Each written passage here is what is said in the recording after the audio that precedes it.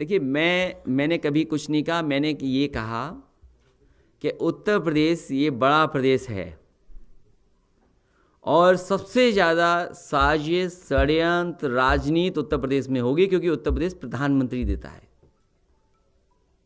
उत्तर प्रदेश की जो पॉलिटिकल हैसियत है वो इतनी बड़ी है कि यहां सब कुछ होगा। जो जो आपने नहीं देखा, नहीं सुना होगा, वो सब यूपी में होगा। और उसके बावजूद भी मुझे भरोसा है कि उत्तर प्रदेश में आने वाले समय में समाजवादी सरकार बनेगी, क्योंकि आज भी वही काम आगे बढ़ रहे हैं जो समाजवादी सरकार ने दिए थे, उनको भी रोक दिया। ये हमारे मेरठ से लोग आए होंगे। मेरठ करनाल रोड न जाने कितनी चल रही होगी अब, जो बड़ी सरकार ने, कोई जिला नहीं बचा जहां सड़कें ना बनाई हो समाजवादियों ने, बिजली को लेकर के ना किया हो। तो इसलिए जनता ने काम भी देखा है, 100 नंबर देखा, एम्बुलेंस देखी, मेडिकल कॉलेज सुविधाएं देखी। इसलिए जनता तैयार है और किसानों को सुविधा देने का भी काम समाजवादी लोग करेंगे। वो बातें बाद में आएंगी, जो बड़ी बातें होनी हैं। लेकिन ये साजिश और षड्यंत्र उत्तर प्रदेश में बहुत होगा।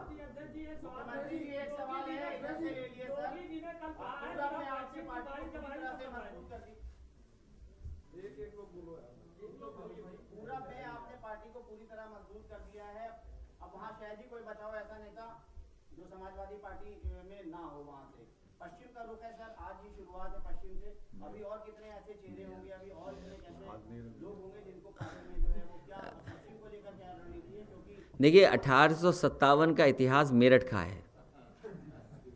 तो आज मेरठ जो ताकत बनी है, ताकत मिली है, आप देखिए कैसी हवा चलती है इसके बाद। और मैंने इसीलिए कहा कि डॉक्टर भीमराव अंबेडकर जी, डॉक्टर लोहिया के दोनों के विचारों को साथ रख करके लेकर के समाजवादी पार्टी चलेगी।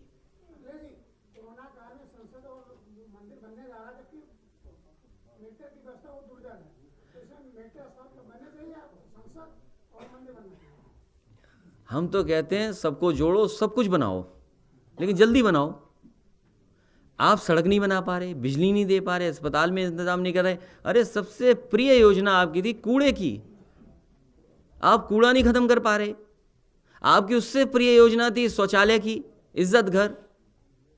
हर जिले में 1-1 लाख की भ्रष्टाचार दिखाई दे रहा है, 1 लाख शौचालय का भ्रष्टाचार।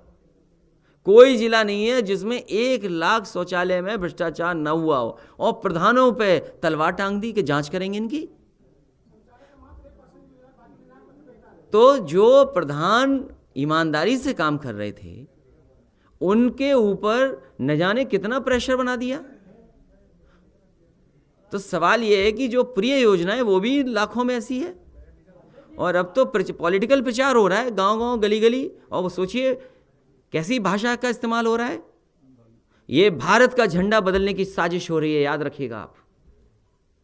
जो तस्वीरें आ रही हैं, जो गाली गलौज हो रहा है, तो दिखाई नहीं देता क्या किसी को कि क्या हो रहा है ये सब। मेरा एक सवाल है, जिस तरह से चंदे को लेकर के ये शहरों में जा रहे हैं, घरों में जा रहे हैं, आप देखिए, इलेक्शन को लेकर के क्या कहेंगे? बल्कि चंद्रकांत जी ने कहा था कि वो आपके पास भी आएंगे। हमारे बहुत अच्छे पत्रकार साथी हैं ये, जिन्होंने ये बहुत अच्छा सवाल पूछा आखिरी में।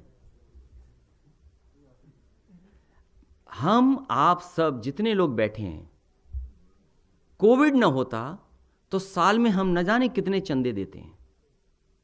मुझे याद है और हम सब जानते हैं इस बात को, न जाने कितने आयोजन हमारे सड़कों पर, गांव में होते हैं, वो चंदों से होते हैं। चंदे दिए जाते हैं, चंदे लेते हैं, पर्ची कटती है।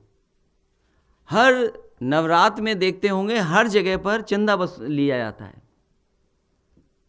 और जहाँ तक चढ़ाने की बात है, हर धर्म में अलग अलग तरह की परंपराएं हैं चढ़ाने की, चाहे वो हिंदू हो, मुस्लिम हो, सिख हो, ईसाई हो। हर जगह कहीं ना कहीं किसी तरीके से भगवान या स्थान पे जाते हैं तो तरीके अपनी अपनी तरीके से मनाते हैं।